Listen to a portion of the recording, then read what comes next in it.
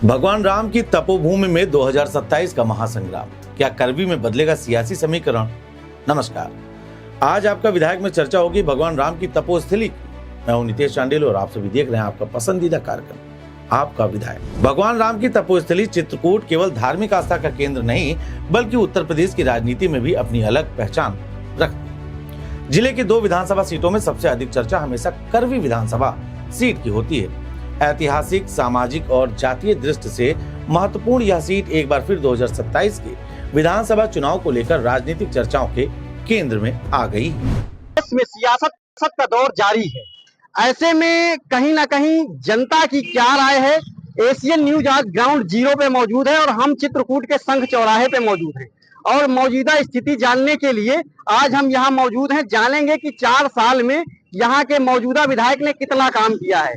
हमारे Asian news का जो खास कार्यक्रम है, आपका विधायक, आपकी सीट और आपका फैसला। तो आज हम बात करेंगे। क्या नाम होगा सर आपका? मेरा नाम रोहित कुमार है। मैं विधानसभा 236 से हूँ। हमने देखा कि जब भाजपा की सरकार थी और भाजपा के विधायक थे, उस टाइम पे देखा गया कि जो कि सड़कों का बहुत बुरा हाल था। जो सड़क निर्माण में मतलब कई यानी कि जब सरकार नहीं थी उसके पहले तब से वो टूटी हुई है और जब सरकार 5 साल रही तब भी टूटी हुई पड़ी हुई है। और वो विधायक भाजपा के जो कैंडिडेट थे वो भी गुजर गए और उनके बाद अगली सरकार फिर चुनाव आया, फिर यानी कि दूसरे सरकार से मतलब यानी सपा से विधायक बने। तो वो बार बार मुद्दा तो उठा रहे हैं विधानसभा में, लेकिन उनकी मुद्दा पे, उनकी जो बात रखते हैं उन पे कोई सुनवाई नहीं हो रही और उन कार्यों पे काम नहीं किया जा रहा है, ना ध्यान दिया जा रहा है। जो कि इसके पहले भाजपा सरकार थी और भाजपा सरकार के जो विधायक थे और पीडब्ल्यूडी मंत्री भी रहे, लेकिन वो कार्य नहीं करा पाए, न रोड निर्माण करा पाए और ना ही कहीं ना कहीं गांव के जो गांव का विकास है और जो जिले का विकास है उस विकास में भी आगे नहीं हो पाया। वर्ष 2022 के विधानसभा चुनाव में इस सीट ने पूरे प्रदेश का ध्यान अपनी तरफ खींचा था। भारतीय जनता पार्टी के वरिष्ठ नेता और तत्कालीन लोक निर्माण मंत्री चंद्रिका प्रसाद उपाध्याय को समाजवादी पार्टी के युवा चेहरे अनिल प्रधान ने लगभग 21,000 वोटों के अंतर से हराकर बड़ा राजनीतिक उलटफेर कर दिया था। महज 27 वर्ष की उम्र में मिली इस जीत ने अनिल प्रधान को प्रदेश की राजनीति में नई पहचान दिलाई और करवी सीट को हाई प्रोफाइल विधानसभा क्षेत्रों की सूची में शामिल करा दिया। जनता ने चेहरे पर अभी वोट नहीं दिया। जनता ने इस पर वोट दिया कि जो बीजेपी के विधायक थे, मंत्री थे, उन्होंने कोई काम नहीं किया और लगातार जनता को दुत्कारते रहे। जिन्होंने वोट दिया बड़ी आशा से दिया और बहुत विश्वास के साथ जो वोट किए थे वो उस पर खरे नहीं उतरे। लगातार भ्रष्टाचार बढ़ रहा था, लोग परेशान हो रहे थे, इसलिए उन्होंने इसके विकल्प के रूप में उन्होंने समाजवादी पार्टी को वोट दिया। काम क्या मिलेगा जब सरकार ऊपर से नीचे तक बीजेपी की है, सांसद विधायक जो है सपा के हैं, तो उन्हें काम कैसे मिलेगा? काम क्या करेंगे? उनको काम मिलेगा तब ना काम करेंगे।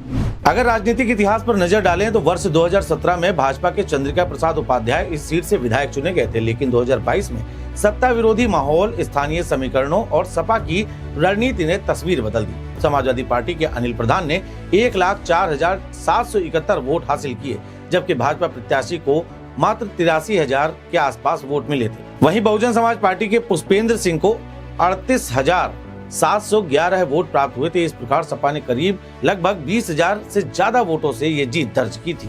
यहाँ प्रत्याशी कायदे का उतरेगा तो वही जीतेगा। क्या यहाँ चित्रकूट की जनता पार्टी प्रत्याशी पे वोट करेगी? प्रत्याशी पे वोट करेगी।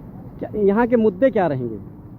मुद्दे यही रहेंगे, यहाँ के विकास रहेगा और यहाँ के क्या मुद्दे रहेंगे। 4 साल में यहाँ के जो मौजूदा विधायक है कितना काम किया है? विधायक जी ने जो काम किया, सरकार ने काम किया है। यहाँ विधायक जी का काम जो भी है वो ठीक है, तो सरकार का काम अच्छा रहा, योगी महाराज का काम अच्छा रहा। यहाँ योगी ने यहाँ काम बढ़िया किया है। 2024 के लोकसभा चुनाव में भी समाजवादी पार्टी ने इस क्षेत्र में अपनी राजनीतिक सक्रियता बनाए रखी।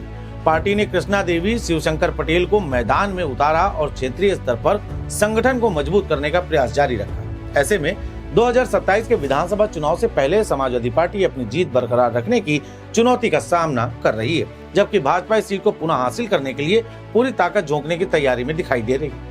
करवी विधानसभा का चुनावी गणित हमेशा जातीय समीकरणों के इर्द गिर्द घूमता रहता है। भाजपा की नजर परंपरागत ब्राह्मण वोट बैंक और हिंदुत्व के मुद्दों पर है, जबकि सपा पटेल, यादव और मुस्लिम मतदाताओं के समीकरण के सहारे अपनी स्थिति मजबूत मान रही है। वहीं कांग्रेस और बसपा भले ही मुख्य मुकाबले में न दिखें, लेकिन उनके वोट प्रतिशत का असर जीत हार के अंतर पर जरूर पड़ सकता है। देखिए, इस जिले में सबसे बड़ी एक खासियत यह है कि यहाँ पे किसी राजनीतिक दल का या किसी नेता का गढ़ नहीं रहा।